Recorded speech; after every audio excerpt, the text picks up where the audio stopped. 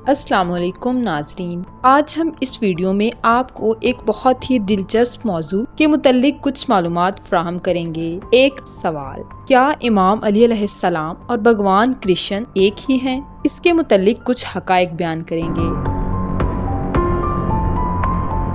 امام علی ابن ابی طالب علیہ السلام جو کہ مومنوں کے امیر اور امام المتقین ہے، آپ اس دنیا میں تقریباً 600 عیسوی میں ظہور فرما ہوئے، جبکہ دوسری طرف بھگوان کرشن کی پیدائش تقریباً 3300 قبل مسیح میں ہوئی تھی۔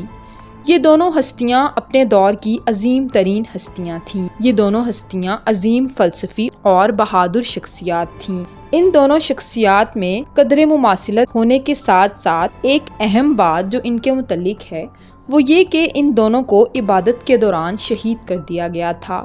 امام علی علیہ السلام کو نماز کے دوران شہید کیا گیا اور بھگوان کرشن کو یوگا کے مراقبے کے دوران قتل کیا گیا۔ دونوں کا اپنی ولادت کے بعد سانپ اور اژدہے کے ساتھ مقابلہ ہوا۔ اب اگر لفظ کرشنا کے معنی دیکھے جائیں تو کرشن کے معنی ہیں وہ جو زمین کو کھودے اور نا یعنی زمین پر امن قائم کرنے والا۔ کرشنا کو ہندو فادر آف دا ارتھ کہتے ہیں، جبکہ حضرت علی علیہ السلام کو حضرت محمد صلی اللہ علیہ وآلہ وسلم نے ابو تراب کہہ کر پکارا ہے۔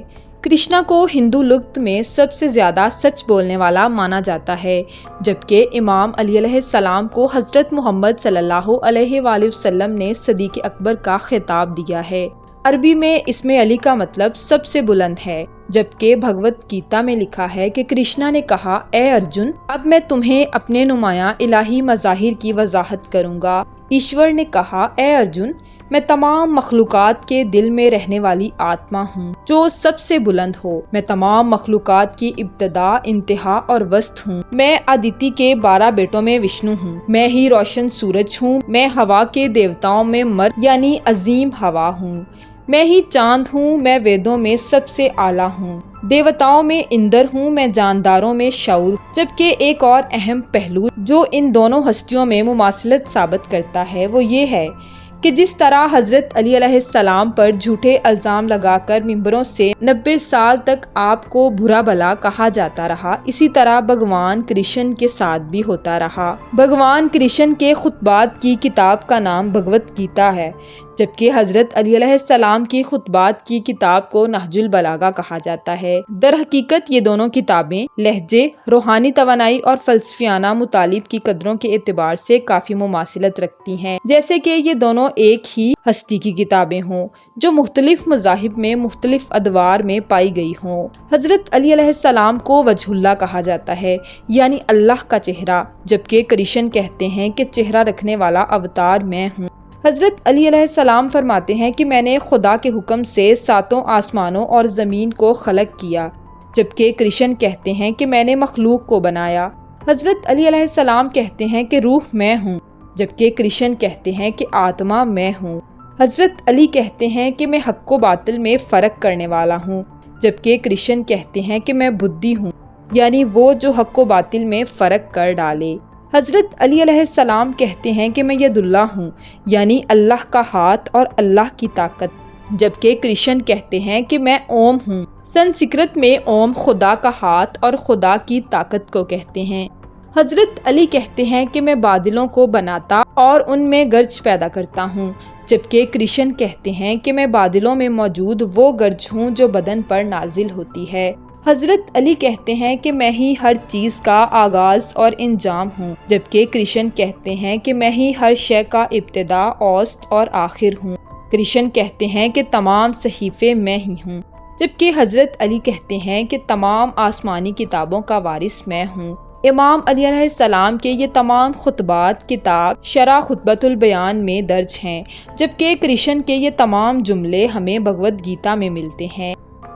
معزز سامعین، اس اہم موضوع کا ختمی فیصلہ آپ کو ان دونوں مقدس ہستیوں کی ایک اہم مماثلت اور امام علی علیہ السلام کے ایک اہم فرمان کو سنا کر آپ پر چھوڑا جاتا ہے۔ ایک دلچسپ اور اہم مماثلت جو ان دونوں مقدس ہستیوں میں موجود ہے وہ یہ کہ ان دونوں ہستیوں نے کائنات اور خلقت بڑے بڑے رازوں سے پردہ اٹھایا مگر خدائی کا دعویٰ نہ کیا۔